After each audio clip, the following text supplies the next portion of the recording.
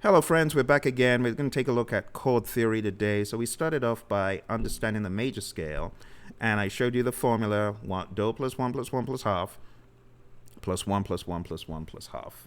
All right, so today we're going to build on that understanding of the do plus 1 plus 1 plus half, and I want you to build on this by realizing that each of these components has a number associated with it. So what we're going to do is create here a numbering system so that you can attribute a number to each one of these sounds. Okay, so do plus 1 plus 1 plus half, that gives you the 4, plus another one, that's a 5, plus another one, that's a 6, plus another one, that's a 7, and plus the half, that's the 8. So when you hear it, you need to be thinking about do, re, mi, fa, sol, la, ti, and do. All right, I need to make this a little bit smaller, so let's shrink it in a bit. You get the idea. And yes, I do know some of my spellings are off. Please forgive me, my classical friends who do correct me. All right. Thank you for your forgiveness. All right. So now you see how these notes should be named. All right. So with this understanding, we are going to build on top of this to illustrate basic chords. And when I say basic, I'm talking about major chords, which follow the convention that I'm about to type here. All right, so we have major chords.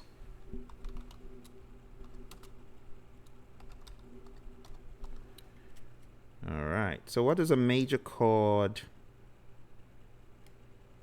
I do apologize, I wasn't showing you all of the story. Well, now you can see it. All right. All right, so let's talk about major chords now.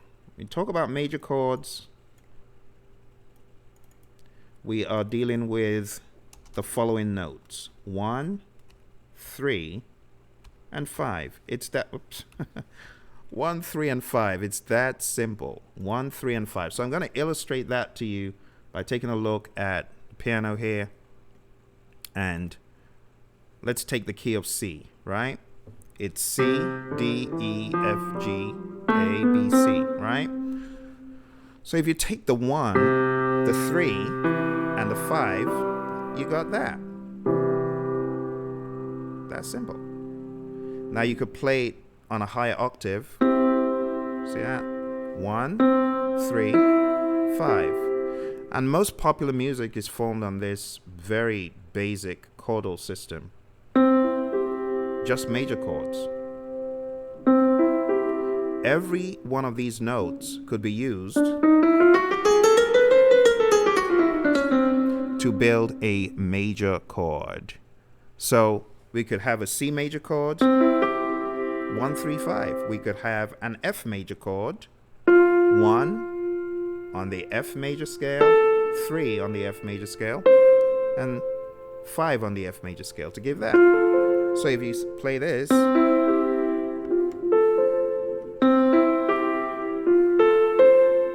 it sounds like you're making music already.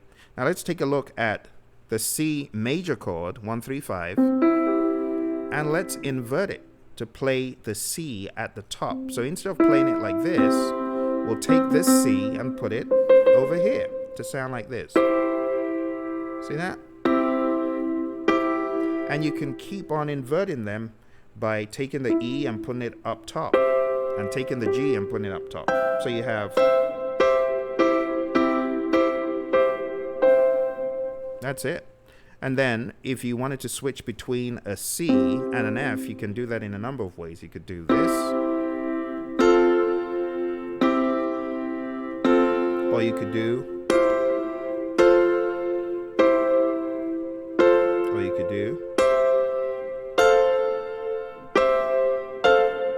That's simple. So your job is to know them all as a good pianist or a good keyboardist. So know all your chords.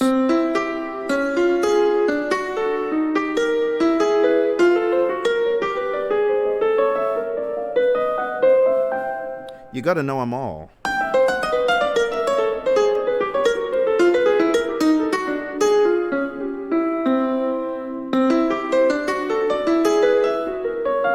You got to know all of them. That was a 7th note. I cheated there.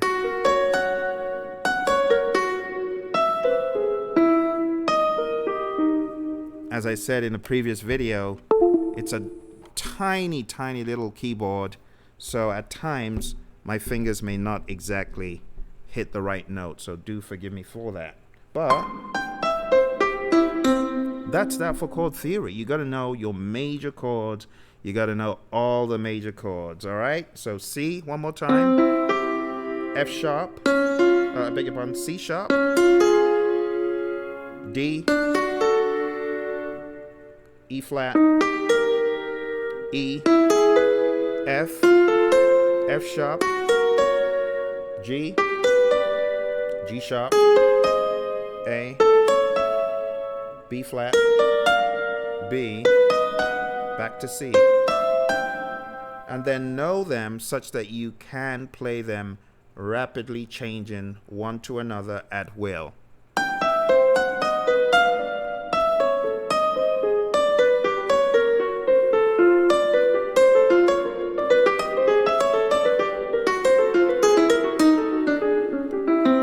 It comes with a lot of practice, and know the inversions.